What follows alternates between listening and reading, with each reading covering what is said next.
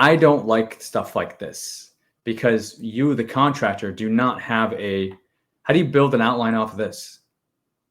I mean, you can, and I can tell you how, but it's just unnecessarily challenging and difficult to give to them what they need. But like, it's like, help them, like they should be like, help me help you. Like, this is exactly what. So either contracting is lazy and they don't want to actually write something out, or they're playing games. This requires a zoom in, or they're playing games and they want, because this is staffing. So there's an incumbent person already staffed in this, and they will play games on staffing contracts by putting kind of BS like this in there, saying provide insufficient detail. Well, what is sufficient detail?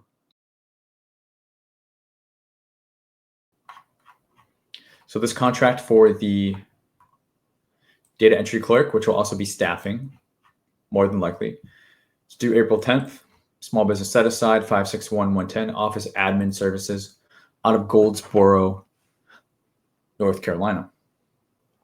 If you just joined us, for attachments here, we have the instruction to offerers, we have the solicitation, we have the statement of work, wage termination, and Q&A. I like this. I like this because, first off, we know we're getting an instruction to offer, so we know they're going to tell us explicitly this time what they want in your proposal response. And to kick this off, get it started, we will start with the solicitation, as we usually do. Seymour Johnson Air Force Base. Let's go. So we have our pricing schedule here. 18-20 hours. So 1 year. 1 year full-time or thereabouts full-time. And they're just saying data entry clerk, data entry clerk, data entry clerk. You can tell, let me zoom in. You can tell when you're looking at these pricing claims, typically when it goes from 0 to 1 to 2, that's the start of a new year. And then you can tell if it's different services to be provided during that same year, it'll stay 001, then it'll go 02, 03, 04, or it'll go 1001, 1002, 1003, 1004. When the first number space is updated, that's typically representative of a new year, which is why we can make a pretty educated guess just by seeing that this is also a base plus 4. Base plus 4, staffing contract, staff 1, nearly full-time person. It's nice.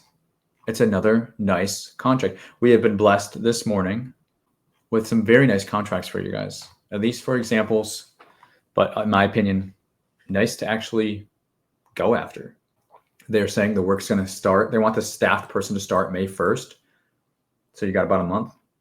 Let's remind ourselves, because we took a break, this is due April 10th.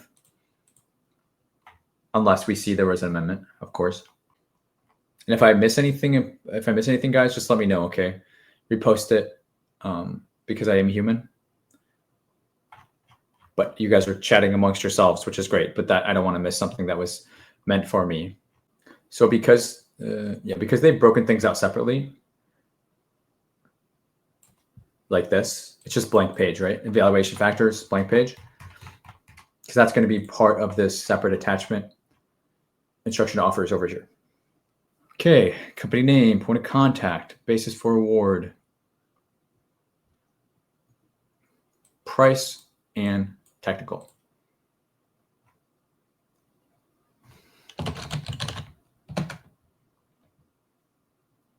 So it's going to be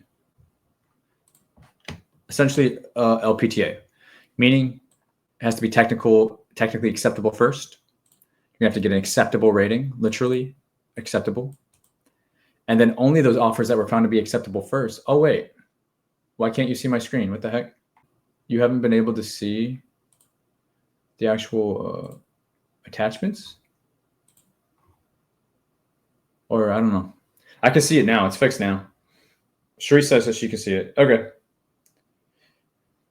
Donald says I can see it. Yeah. Okay. Yeah. Yeah, it was not just seeing me, though, just seeing the actual document I'm going through, aside from just the sam.gov page. But we're good now. So yeah, the way this works, you check the technically acceptable box first, and only those that were found to be technically capable will then have their price evaluated.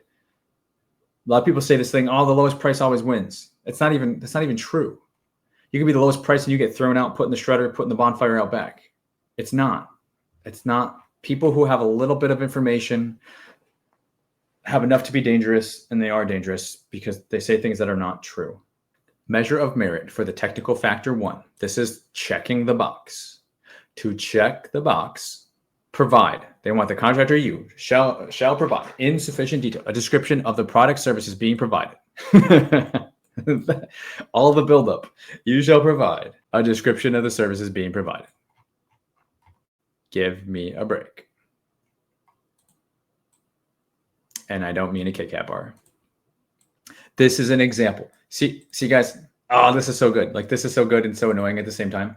Remember like 30 minutes ago when I went on this whole soapbox about like the 5, as Lisa pointed out, like the 5 W's? Because contracting was kind of complaining through their own solicitations. They were complaining. Don't just say what you're going to do. Don't just tell us what you're going to do. Don't just parrot it back.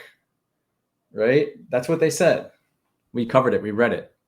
But then they want to do stuff like this. For your whole technical proposal, the whole thing, the whole drum roll, the whole shebang to be found technically acceptable, provide in sufficient detail the description of the service being provided. That's your instructions. Literally. Instructions to offerers. But then they want to complain. I don't like stuff like this because you, the contractor, do not have how do you build an outline off of this? I mean, you can, and I can tell you how, but it's just unnecessarily challenging and difficult to give to them what they need. But like, it's like, help them. Like, they should be like, help me help you. Like, this is exactly what. So either contracting is lazy and they don't want to actually write something out, or they're playing games. This requires a zoom in. Or they're playing games and they want, because this is staffing, so there's an incumbent person already staffed in this. And they will play games on staffing contracts by putting kind of BS like this in there, saying provide in sufficient detail. Well, what is sufficient detail? Like, what? That's so up to interpretation. That's so objective. Because guess what they'll do? Even if you're the most competitive price, right? And then you're trying to check this LPTA box. What are they going to do? If they don't want you, if they don't want anybody, right? Because the contract's ending for the incumbent. I'm pointing a lot. The contract's ending for the incumbent. But maybe they want to keep the same person. Of course they want to keep the same person. I used to do so many staffing contracts. I go visit them like every week. The staffed people become one of the family. So even though they're not part of the government, they're as part of this government kind of ecosystem, and they work within the government and they become very close. And does like turnover, churn happen with these positions? Sure, of course it does happen. Does the government want it to happen? No, they don't. So they will sometimes, and I'm not saying for sure, but my spidey sense is going off hard right now with this particular contract, because it's all too easy for contractors to accept proposals for this and say, oh, well, you didn't provide sufficient detail.